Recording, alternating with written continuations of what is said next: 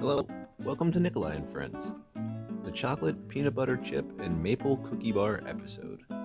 Today we will be making a cookie bar based on the Nestle Toll House cookie recipe with some variations. One of those first variations we will be making is with the pan. The recipe calls for a jelly roll pan.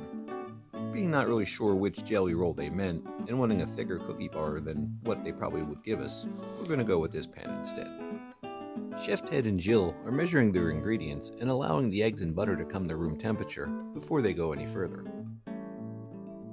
In the meantime, that means it's off to Stalag 13 for an episode of Hope at Zeros. Now that some time has passed and the butter is softened, we can begin the process of creaming the butter and sugar together. We start by adding about 97% of the sugar to the mixer, and then all of the maple.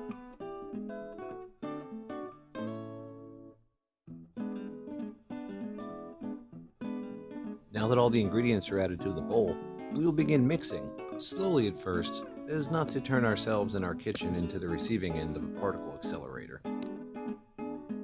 After about a minute on medium to high speed, this is the end result and what it should look like. It should look light, airy, and well incorporated. Gilles is ready with the room temperature eggs. He will add them one at a time, allowing for them to incorporate fully before adding the next one. Again, here we're looking for a proper mixture of all the ingredients without going overboard and overmixing.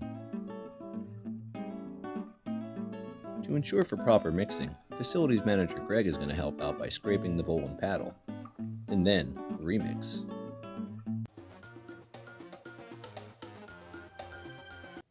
After the brief remix, we are now ready to add the dry ingredients. Facilities Manager Greg is once again going to help out by attempting to add most of the ingredients to the bowl.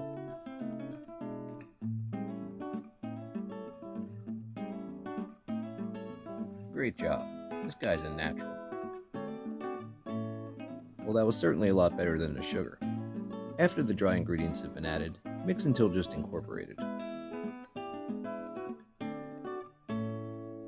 Next, Chef Ted and Jill prepare to add the chocolate and peanut butter chips, roughly a 1-to-1 ratio to the cookie dough.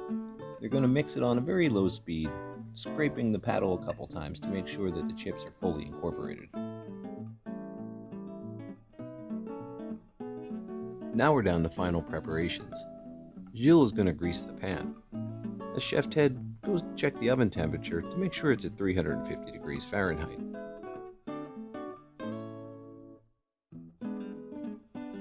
Now, spreading raw cookie dough out over a greased pan can be a bit of a pain in the neck, but fortunately here at the facility, we've come up with a nice little solution for that problem.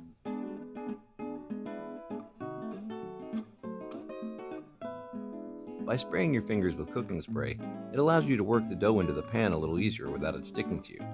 By spraying the paper, same principle, you can lay the paper down flat and lay it to the surface without it sticking and get a nice even surface. If you think that's impressive, wait till I tell you about the cloaking device we've been working on here. Shh. Meanwhile, back in the kitchen, Scolito has joined Jill and Chef Ted as they prepare to put the cookie bar in the oven. It'll go in for 25 minutes, but halfway through, we have a little surprise. At the halfway point, the cookie bar is pulled out of the oven. Facilities Manager Greg will once again help out, this time by adding a mixture of the chocolate chips to on top. By adding them at this point in the cooking process, they will stay on top and not sink down to the bottom or the middle of the cookie bar, adding a nice aesthetic appeal, as well as a gastronomical. Nikolai and Nishik are helping out today as well. They got the dish pit under control. After another 12.5 minutes, the cookie bar comes out of the oven, looking GBD. Golden, brown, delicious. Now it's time to pour a big glass of cold milk, cut off a piece, and enjoy. For everybody at Nikolai and Friends, I'm Facilities Manager Greg saying, thanks for watching, and C is for cookie. And cookie is for me. This has been a Walks Out, Clocks Out production.